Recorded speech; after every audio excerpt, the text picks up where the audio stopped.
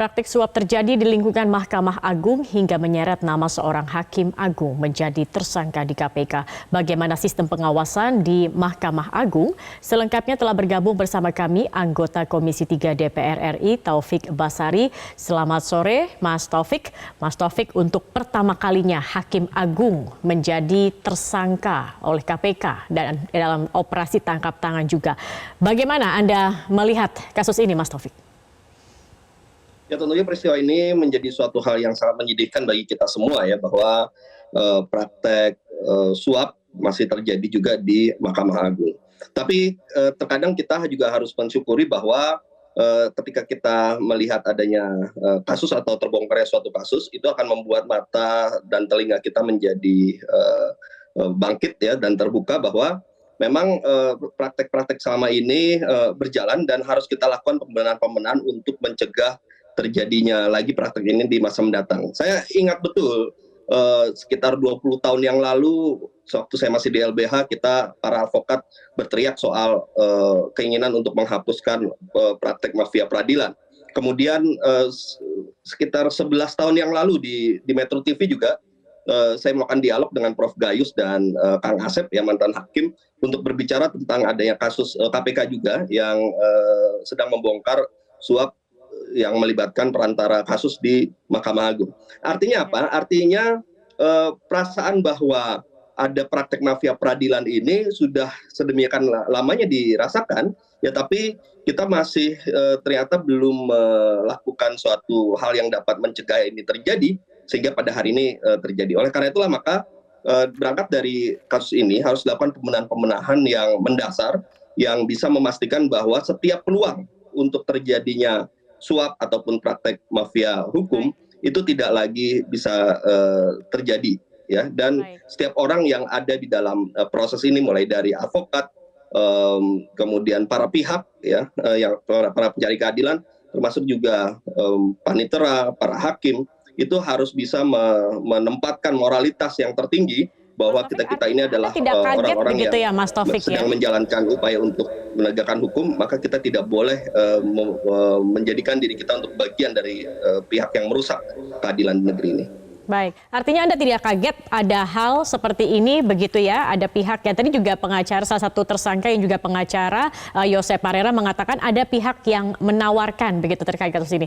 Ini sudah menjadi hal yang bisa dikatakan lazim begitu ya Mas ya, dalam sistem atau lembaga peradilan. Nah, mengapa kemudian tidak pernah diberantas secara tuntas Mas, terkait dengan misalnya pengawasannya saja begitu. Ini bagaimana Mas, harusnya siapa yang bisa mengawasi? Kalau kita lihat kan kewenangan KAY juga tidak sampai sedalam itu, bukankah seperti itu, Mas? Ya, apa yang disampaikan oleh advokat Yosep Parera tadi itu memang suatu hal yang selama ini dirasakan oleh para advokat. Ya. Sebenarnya upaya-upaya untuk melakukan pembenahan, ya, untuk menutup peluang-peluang terjadinya praktek mafia hukum ini sudah kita lakukan, ya.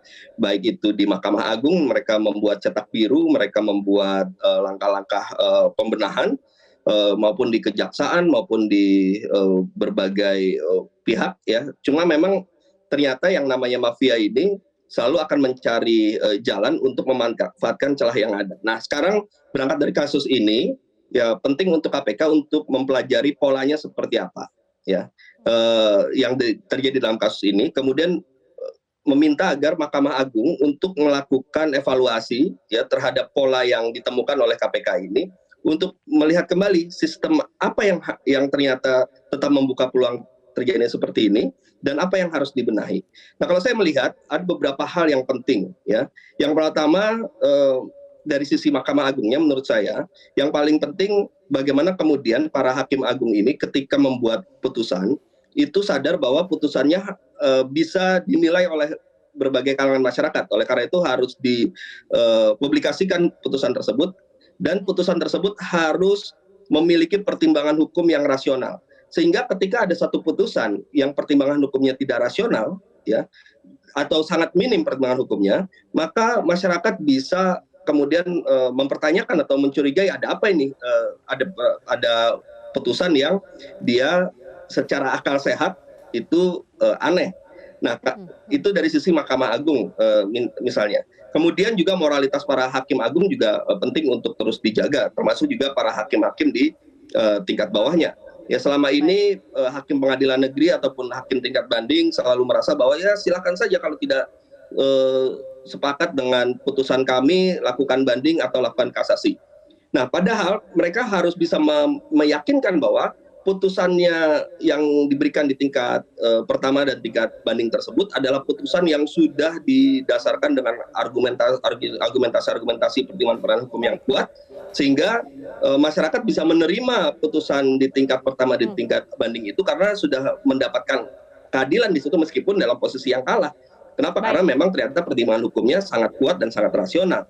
Nah, cara pikir seperti ini yang harus dikembangkan, ya, sehingga tidak semua akhirnya perkara ke kasasi dan kemudian orang bisa merasa mencari peluang-peluang lain untuk mendapatkan kemenangan dengan cara seperti melakukan penyuapan seperti ini.